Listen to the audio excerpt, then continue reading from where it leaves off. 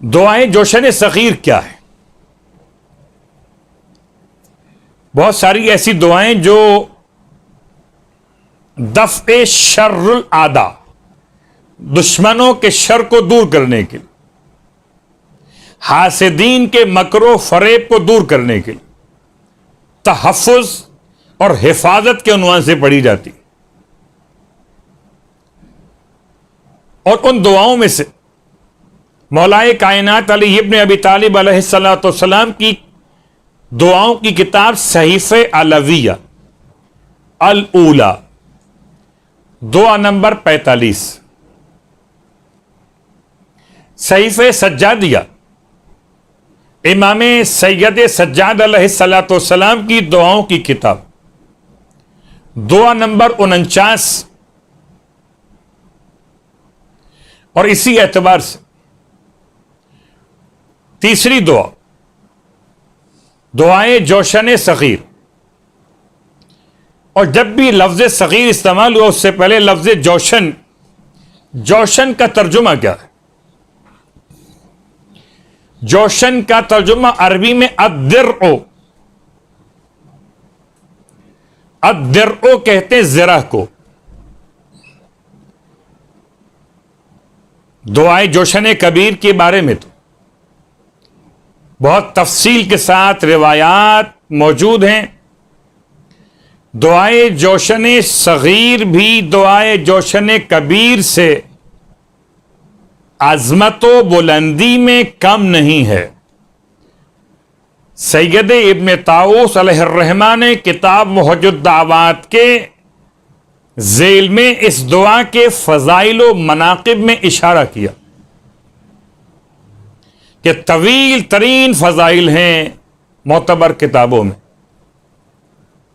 دعائے جوشن صغیر کے اعتبار سے۔ تو جوشن مانے زرہ، جوشن کبیر اللہ کے رسول کے لیے جبرائیل امین کا تحفہ، خدا نے بھیجا کہ جو لباس زرہ پہنے ہوئے تھے اس کے وزن اور بوجھ سے آپ کو زحمت ہو رہی تھی، تو یہ پیغام آیا کہ اپنے اس لباس کو ہٹا دیجئے زرہ کے عنوان سے اور دعائے جوشن کبیر پڑھ لیجئے۔ عجیب بات۔ اور جب مولائے کائنات علی ابن ابی طالب علیہ السلام نے سوال کیا کہ کیا یہ تحفہ صرف آپ کے لیے مخصوص ہے، تو فضائل پھر تمام تر امت کے لیے بیان کر دیے گئے۔ دعائے جوشن کبیر اور دعائے جوشن صغیر اور پورا قرآن کفن پر لکھے جانے کا استحباب تمام علماء نے بیان کیا۔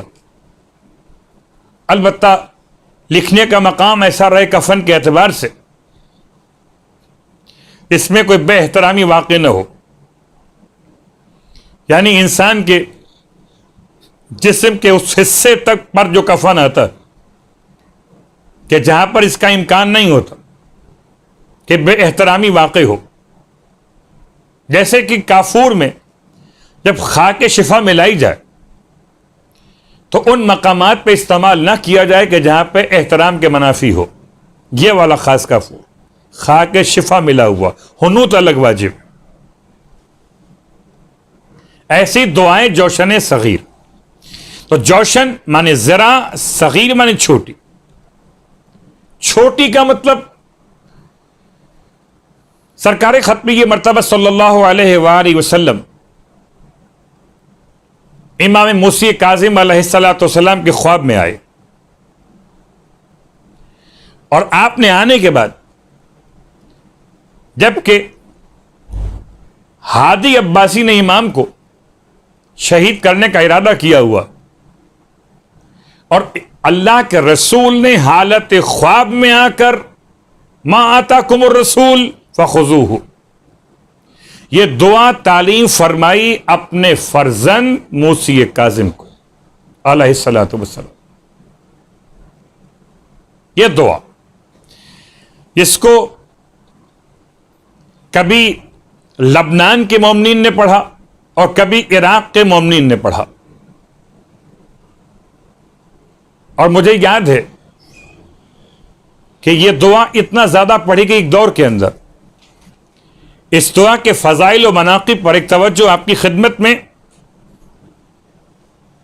کسی بڑی کتاب کا حوالہ دیا جائے تو شاید کسی کے پاس دستیاب ہو، کسی کے پاس نہ ہو، لیکن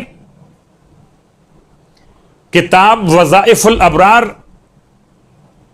مولانا حافظ فرمان علی صاحب قبلہ علی اللہ مقامہ نے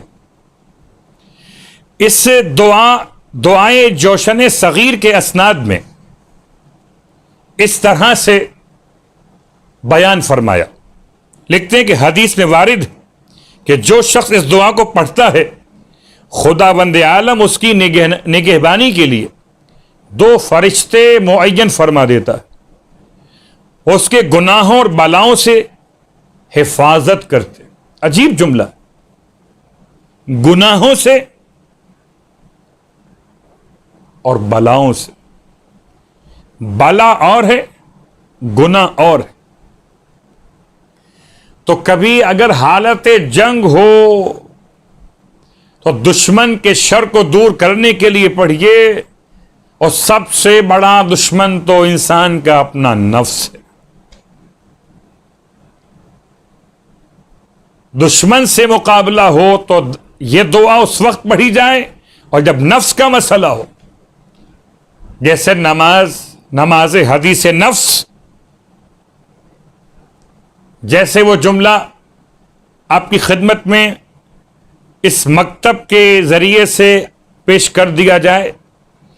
میں ایک ادنا سا طالب علم کی حیثیت لیے ہوئے میں نے بہت تلاش کیا کہ کورونا وائرس کے حوالے سے عارفین کیا کہتے ہیں. تو 2 پیغام مجھے ملے، ایک استغفار اور ایک وہ دعا جس سے حرص کے نام سے یاد کیا گیا، جناب سیدہ فاطمۃ الزہرا سلام اللہ علیہ. یا حی یا قیوم برحمتک استغیث فلا تکلنی الی نفسی طرفۃ عین ابدا. اے حی اور اے قیوم، فریاد رسی فرمائیے، آپ کو آپ کی رحمت کا واسطہ ہے. اے معبود، مجھے میرے نفس کے حوالے مت کرنا. آنکھ کے پلک جھپکنے کے برابر وقت کے لیے بھی. تو یہ دعا جوشن صغیر کے اسناد میں کہ جو بھی اس دعا کو پڑھے گا 2 فرشتے خدا معین فرمائے گا، وہ اس کے گناہوں اور بلاؤں سے اس کی حفاظت کریں گے. گناہوں سے اور بلاؤں سے. جو شخص ماہ رمضان میں 3 مرتبہ پڑھے گا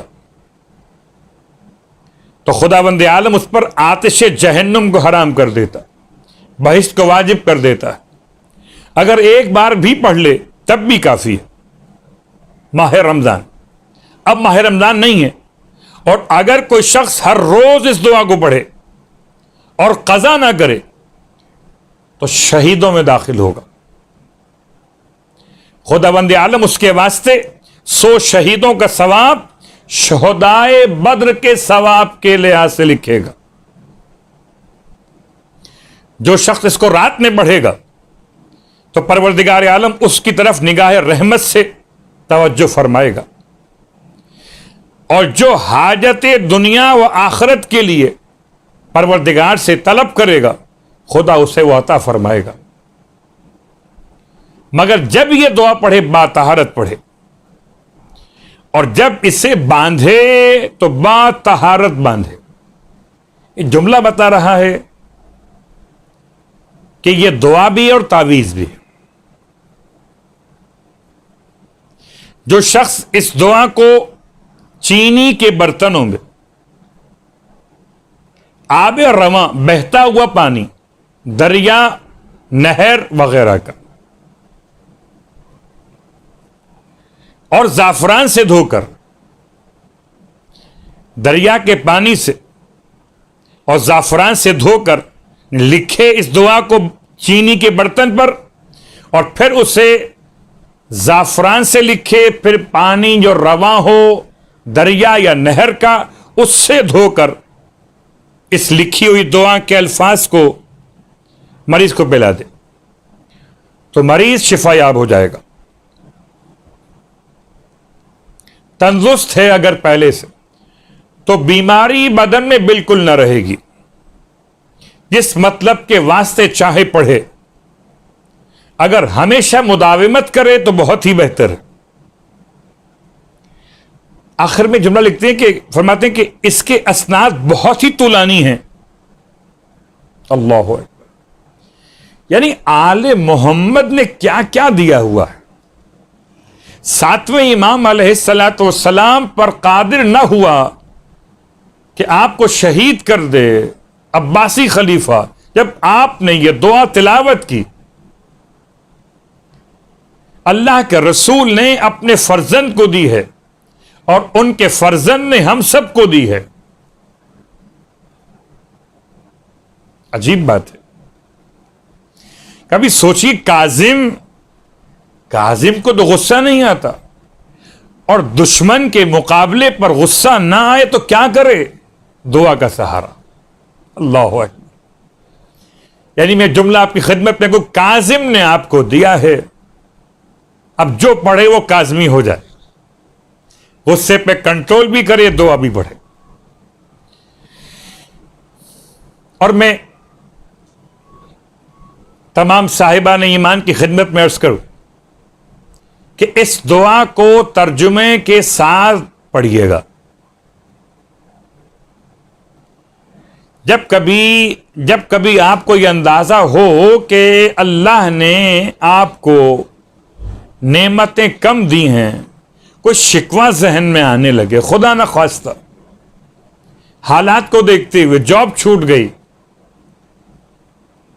روزگار بند ہو گیا، کاروبار مان پڑ گیا،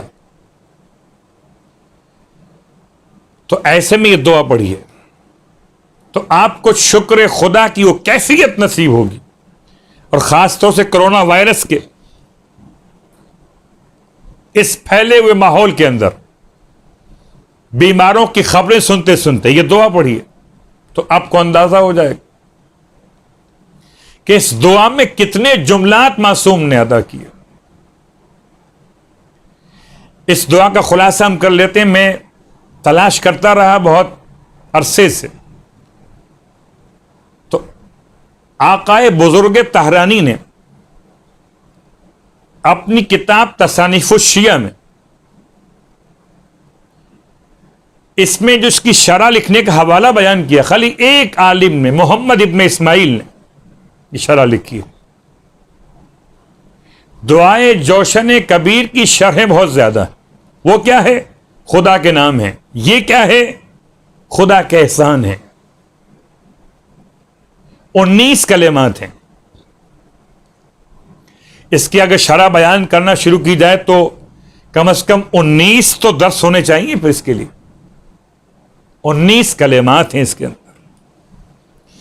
اور علماء نے اس دعائے جوشن صغیر کو زیارت عاشورہ کے مثل قرار دیا. میں نے جملہ پڑھا تو میں حیران ہوا کہ اس میں زیارت عاشورہ والی کون سی بات ہے. تو میں یہاں تک پہنچا اس جملے کو علماء کے پڑھنے کے بعد کہ جیسے زیارت عاشورہ مکمل ہوتی ہے ایک سجدے اور دعا پر، ایسے دعائیں جوشن صغیر مکمل ہے ایک سجدے کی دعا پر. آئیے، جس طرح زیارت عاشورہ میں علماء کہتے ہیں کہ اگر آپ کو زیارت عاشورہ پڑھنے کا موقع نہ مل سکا ہو تو کم از کم اللہم ارزقنی شفاعت الحسین یوم الورود، اپنے سجدوں کی دعاؤں میں یہ جملہ شامل کیجئے. اسی انداز سے ہم کہتے ہیں کہ اگر دعائے جوشن صغیر پوری تلاوت کرنے کا وقت نہ مل سکے تو اس میں جو سجدے کی دعا ہے اسے یاد کر لیجئے، اور جب بھی سجدے میں موقع ملے اس دعا کو پڑھنے کا تلاوت کیجئے. لطف محسوس کریں گے خدا سے باتیں کرنے کا. آئیے اس میں کچھ اشارے مکمل کرتے ہوئے اس کا پہلا جملہ الہی و کم من عدو انتضى علی سیف عداوتہ، خداوندہ اکثر ایسے میرے دشمن ہوئے جنہوں نے مجھ پر دشمنی کی تلوار کھینچی ہے، وَشَّهَدَ لِي ذُبَتَ مِدْيَتِ، اور میرے لیے اپنے خنجر کی باڑ تیز کر لی، وَأَرْحَفَ لِي شَبَا حَدِّ، اور تیر میں نوک نکال لی ہے، وَدَافَ لِي قَوَاتِلَ السُّمُومِ، اور میرے واسطے زہر ہائے قاتل کو گھول لیا ہے،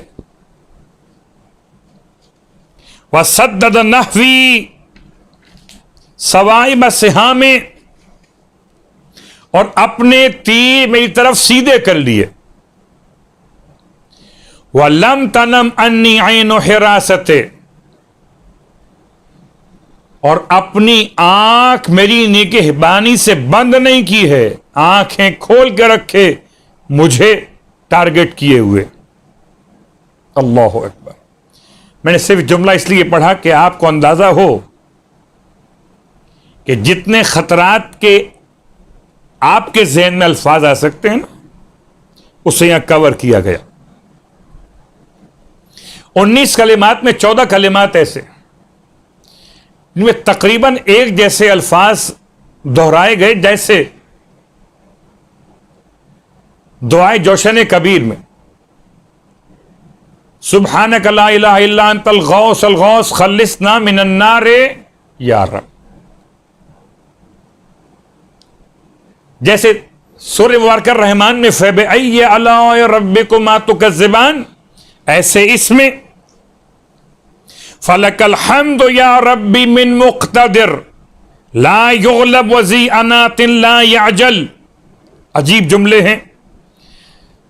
فلک الحمد، پس تیرے لیے ہے حمد اے پروردگار میرے، من مقتدر، تو ایسا قادر، ایسا صاحب اقتدار کہ لا یغلب، جو کبھی مغلوب نہیں ہوتا، وذی انات لا یعجل، اور ایسا صاحب تحمل ہے جو کبھی جلدی نہیں کرتا۔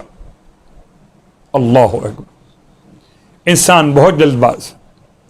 صلی علی محمد وآل محمد، محمد اس کی آل پہ درود نازل فرما۔ وَاجْعَلْنِي لِأَنْعُمِكَ مِنَ الشَّاكِرِينَ، اور مجھ کو اپنے شکر گزاروں میں داخل کر لے۔ وَلِآلَائِكَ مِنَ الذَّاكِرِينَ،